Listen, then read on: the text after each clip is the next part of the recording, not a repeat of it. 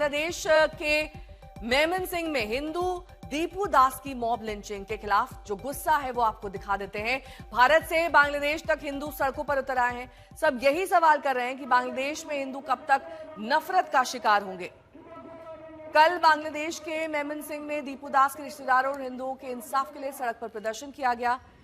दीपू दास की 18 दिसंबर को भीड़ ने पीट कर हत्या कर दी थी। कपड़ा फैक्ट्री में काम करने वाले दीपू पर ईश निंदा का झूठा इल्जाम लगाया गया। दीपू की हत्या के खिलाफ भारत में भी गम और गुस्सा है। देश के कई शहरों में हिंदू संगठनों ने प्रदर्शन किया है।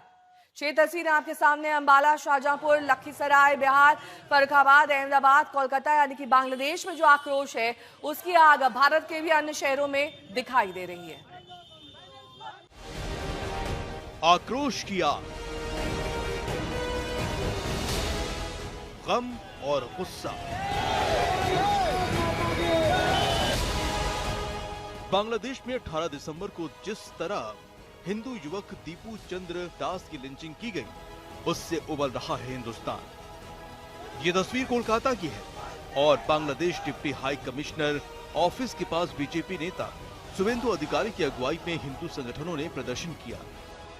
यहाँ पर यूनिस का पुतला जलाया जा रहा है। एक बार फिर हम आपको वो तस्वीर दिखा रहे हैं। ये दूसरा एक जगह है जहाँ पर पुतला जलाया जा रहा है और काफी तादाद में भगवा ध्वज के साथ आज सड़कों पर आए हैं सनातनी हिंदू और अपना जो विरोध है वो प्रदर्शन कर रहे हैं। और बांग्लादेश सरकार और यूनिस सरकार को कहीं ना कहीं एक चेतावनी दी जा रही है हिंदुओं की ओर से कि अगर ये अत्याचार नहीं रुकता है तो शायद स्थिति और बिगड़ सकती है। लोग गुस्से में हैं। आखिर कब तक बांग्लादेश में हिंदुओं पर अत्याचार होता रहेगा? 2 दिन पहले बांग्लादेश में हमारे हिंदू भाई दीपू चंद्र दास को मार के थाना से निकाल के जला दिया गया। ये आज उस हर हिंदू के लिए, वो दीपू चंद्र दास हो या मुर्शिदा चंद्र दास हो, उसके अधिकार की लड़ाई है। हिंदू के मरने के लिए जीता है। कि दीपू चंद्र दास को जिस तरह पेड़ में झुला के उनको जिंदा जला दिया गया, ये कहाँ का सिस्टम है। इसीलिए हम लोग चाहते हैं कि पश्चिम बंगाल में जितने भी बांग्लादेशी हैं, जितने भी बांग्लादेशी मुस्लिम हैं, वो लोग गो बैक। बांग्लादेश को, मैं भी भारतीय मुसलमान हूँ, मैं तो भारत में सेफ हूँ, मगर यूनुस माहौल खराब कर रहा है। अरे तो हम भी मुसलमान हैं हिंदुस्तान का, यहाँ मुसलमान तो सेफ है। बांग्लादेश में दीपू चंद्र की हत्या के खिलाफ कांग्रेस भी कोलकाता की सड़कों पर उतरी। कोलकाता में डिप्टी हाई कमिश्नर ऑफिस के पास कांग्रेस कार्यकर्ताओं ने भी अपना विरोध दर्ज कराया। बांग्लादेश की रोंगटे खड़ी कर देने वाली घटना को लेकर देश में किस कदर उबाल है, उसकी एक तस्वीर अहमदाबाद से भी आई। विश्व हिंदू परिषद के कार्यकर्ताओं ने जय श्री राम के जय घोष के साथ बांग्लादेश सरकार का पुतला फूंका। हिंदुओं पर अत्याचार नहीं सहेंगे के नारे भी लगाए गए। सरकार से अपील की गई कि बांग्लादेश पर दबाव बनाए। इधर की सरकार को भी हम विनती करते कि आप वहाँ पे प्रेशर बनाओ, जैसे हिंदुओं पर अत्याचार हो रहा है उस पर लगाम आवे। और बांग्लादेश सरकार को हम भी वो भी बताना चाहते, भारत देश में कहीं ना कहीं बांग्लादेशी रहते हैं, उसकी हत्या ना हो जाए, बजरंग और हिंदू आकर्षित ना हो जाए, उसको भुगतना ना पड़े, उसका ध्यान रखना चाहिए। ये तस्वीर हरियाणा की अंबाला की है। यहाँ भी वही गुस्सा, आक्रोश की आग। बीएसपी कार्यकर्ताओं ने बांग्लादेश सरकार का पुतला फूंका। और अपनी सरकार से हम ये मांग करते हैं कि बांग्लादेश में जो हिंदुओं की नृशंस हत्या हो रही है उसको तुरंत प्रभाव से रोक लगाई जाए और ताकि हिंदू वहाँ जो अल्पसंख्यक है वहाँ सेफ रहे। दीपू की तस्वीर के साथ प्रदर्शन की ये तस्वीर उत्तर प्रदेश के फर्रुखाबाद की है। नारेबाजी और पुतला दहन के बाद हिंदू महासभा ने चेतावनी दी कि दीपू की हत्या का बदला लेने के लिए हिंदुओं का जत्था बांग्लादेश जाने के लिए तैयार है। साधु संत भी चिल्ला रहे हैं और वो बांग्लादेश जाने के लिए तैयार है और हम सब उनके साथ मरने मिटने के लिए तैयार है। जब भी सरकार को ऐसा लगे तब भी हमको मोहलत दी जाए। हम सब लोग भाई बांग्लादेश जाने को तैयार है, अपने भाई को बदला लेने के लिए तैयार है। हिंदू संगठनों ने यूपी के शाहजहांपुर में भी धरना प्रदर्शन किया। बिहार के लखीसराय में भी विश्व हिंदू परिषद और बजरंग दल के कार्यकर्ताओं ने मोहम्मद यूनुस का पुतला फूंका। हिंदू गुस्से में है, लेकिन बड़ा सवाल ये है कि देश में बार बार हिंदू खतरे में है का नारा अलापने वाले वो नेता कहां हैं? वो क्या कर रहे हैं? आज तक ब्यूरो। आशुतोष मिश्रा मेरे सहयोगी जुड़ गए हैं तमाम जानकारी के साथ। प्रणय उपाध्याय हमारे साथ जुड़े हैं। सबसे पहले आशुतोष, वहां के ताजा हालात क्या हैं, क्योंकि जिस तरह की हिंसा और आगजनी वहां पर देखी गई, इस वक्त क्या माहौल है? ज्वालामुखी, आप ये समझिए कि आज जिस स्तर पर मैं सुबह उठा हूं, मुझे सड़कों पर ट्रैफिक दिखा है, लोगों की गाड़ी चलते हुए दिखे हैं, लोग अपने घरों की ओर जा रहे हैं, लेकिन एक ऐसा ज्वालामुखी है जब ये नहीं पता कि वहां पर कहाँ लावा फूटेगा। मैं इस समय ढाकेश्वरी मंदिर में हूँ। ये आस्था का प्रतीक है हिंदुओं का कि दक्षिण से लेकर के पूरा पश्चिम उत्तर तक जो हिंदू हैं वो यहाँ आते हैं। यही की शक्ति उन्हें एकजुट रखती है और ये शक्ति देती है कि जो पिछले 1.5 सालों में उन्होंने झेला है। यहाँ भी अगर आप देखेंगे नेहा, तो दीपू दास के लिए न्याय की मांग करते हुए पोस्टर यहाँ लगाए। यहाँ पर प्रोटेस्ट हो रहे हैं, पूरे बांग्लादेश के अलग अलग इलाकों में लगातार प्रोटेस्ट हो रहे हैं और इसीलिए जो भी यहाँ पर आ रहा है, और इसके साथ ही क्योंकि ऐसा नहीं, आपने पहले देखा था कि उत्सव मंडल करके एक लड़का था, मुझे सितंबर की वो घटना याद आती है जब उत्सव मंडल था, उत्सव मंडल को लिंच कर लिया गया। उत्सव मंडल के बाद सितंबर से लेकर के आज दिसंबर है, तब एक साथ जो है दीपू दास के साथ हो रहा है और ये कई इलाकों में हो रहा है। लेकिन इन सब के बीच ये भी एक दरअसल दबाव जो है वो वैश्विक दबाव पड़ा। डॉक्टर यूनुस प्रशासन पर जब वैश्विक दबाव पड़ा, तब उसके बाद उन्होंने जांच कमेटी बिठाई, जांच बैठी है, जो डिटेक्टिव ब्रांच है वालुका पुलिस की, वो भी जांच करे। कल मैं उन इलाकों में गया था।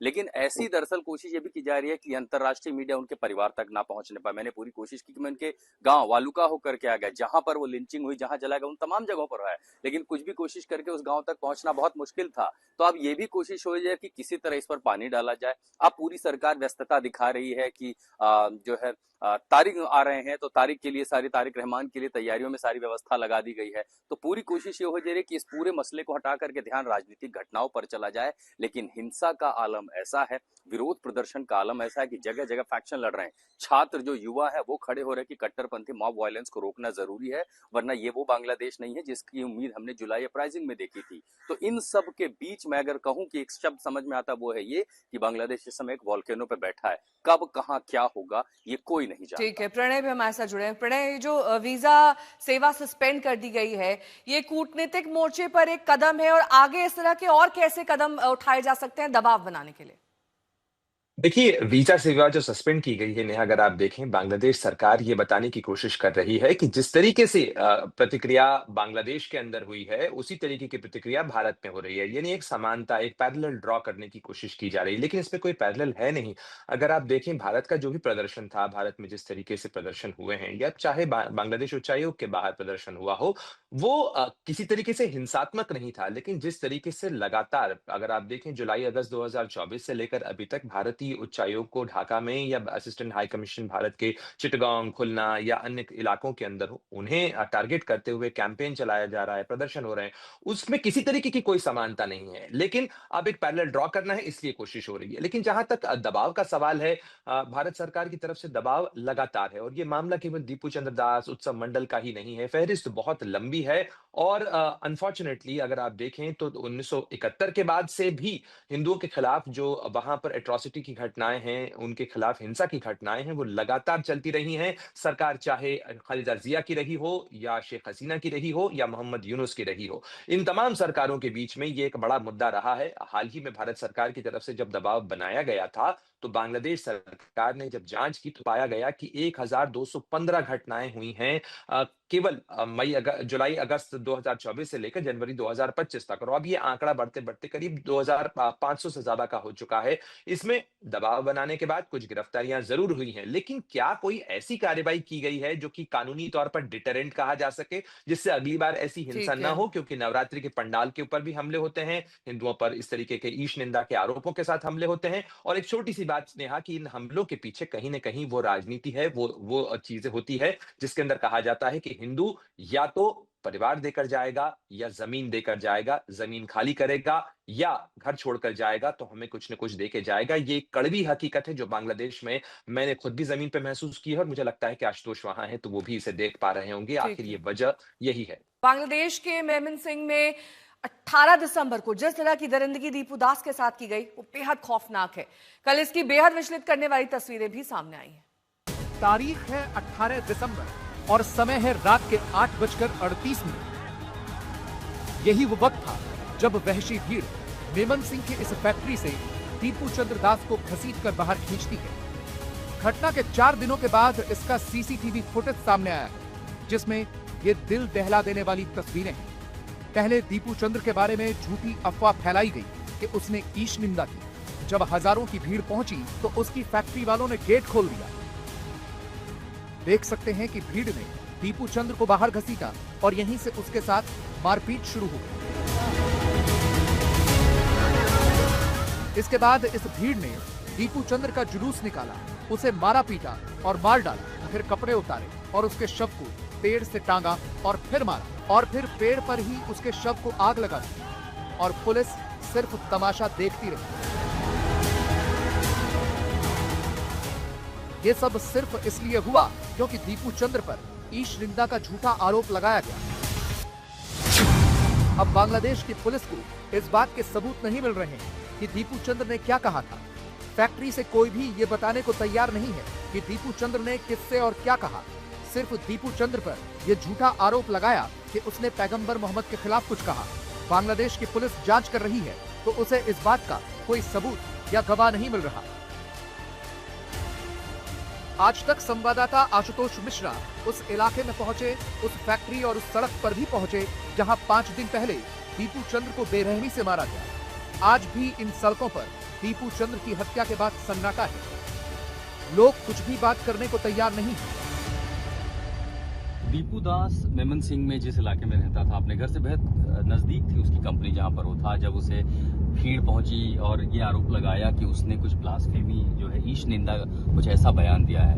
हम उस मेमन सिंह के इलाके में चारों तरफ औद्योगिक इलाका दिखाई देता है, इंडस्ट्रियल इलाका, और हम उसी इलाकों की ओर आगे जा रहे हैं। कोशिश ये भी है कि उसके परिवार से भी मिल सके, उन जगहों को भी देख सके। तो मैं इस समय मेमन सिंह के उस इलाके से होते हुए गुजर रहा हूँ और आगे हम जाने की कोशिश कर रहे। दरअसल इसके आगे का जो रूरल बेल्ट है वो कट्टरपंथियों का इलाका माना जाता है और ऐसे में वहां पर जाना अपने आप में बहुत ज्यादा खतरा, खासकर परिस्थितियों को देखते हुए कि दीपू दास की हत्या के बाद किस तरह बांग्लादेश में हालात और भी ज्यादा खराब हो रहे हैं। यही वो फैक्ट्री है जहां दीपू चंद्र दास की हत्या हुई।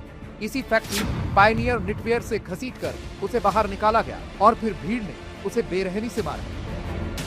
ये पायनियर नेटवेयर्स है। हम इस समय मेमन सिंह में हैं और ये बालूका का इलाका है। सबसे वोलेटाइल और हार्ड लाइनर्स का गढ़ है जहां मैं पहुंचा हूं और यहीं पर वो तस्वीरें आपने देखी थी जहां पर दीपू दास काम करता था। भीड़ निकलती है, दरवाजा खींचते, उसको बाहर निकाला जाता है।